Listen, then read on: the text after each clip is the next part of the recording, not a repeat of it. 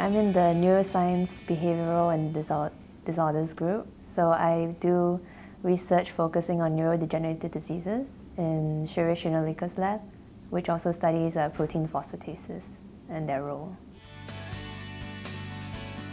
I did my degree in NUS in life sciences, and after that I worked for about 4 years in the pharmaceutical industry. And I decided to commit myself to doing a PhD because I wanted to work in science in future. And therefore I chose to do a PhD. And why Duke-NUS? Because firstly it's in Singapore, so it allows me to be closer to my family, and also the professors, it's a joint university between Duke and NUS. So you have professors from Duke University coming over to Singapore. So that makes them very accessible, and you get to learn from these professors without having to travel all the way to the US. So which is why I applied for Duke-NUS, basically, yeah. It's unique in that it's pretty new. It's not lecture-based as what is normally the case. It's team-based learning. So the class is pretty small. It's about 12 to 15 people. And we come and interact. It's very interactive. So we do quizzes together, and we have one almost very personal interaction with the professors. So they come in and they teach us a unit, and we answer quizzes in the groups. So it makes the program is quite special in the sense that you get to interact with the professors quite closely, and even after that coursework is done, you can always approach them for help.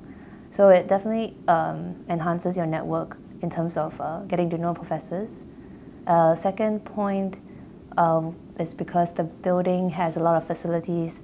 There's a lot of equipment, high-tech equipment that's available here that you hardly see elsewhere. It's well-funded, so you have high-tech machines like super-resolution microscopes or high-content image machines, or even mass specs. They're all available in-house, and we have a sequencing facility downstairs. So any experiment the student wants to do, you can find people with the expertise in-house. So that's really useful for a student who's trying to do a PhD project.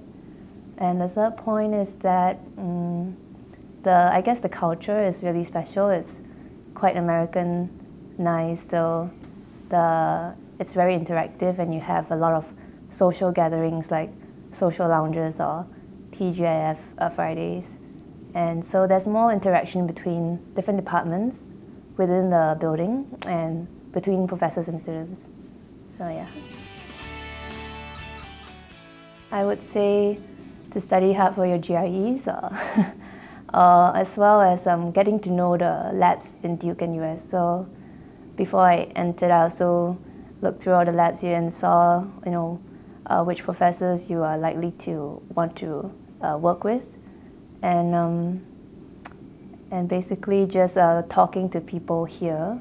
It really helps to talk to the people in the labs as well as the professor, so you get to know what they do on a daily basis and what kind of experiments they run.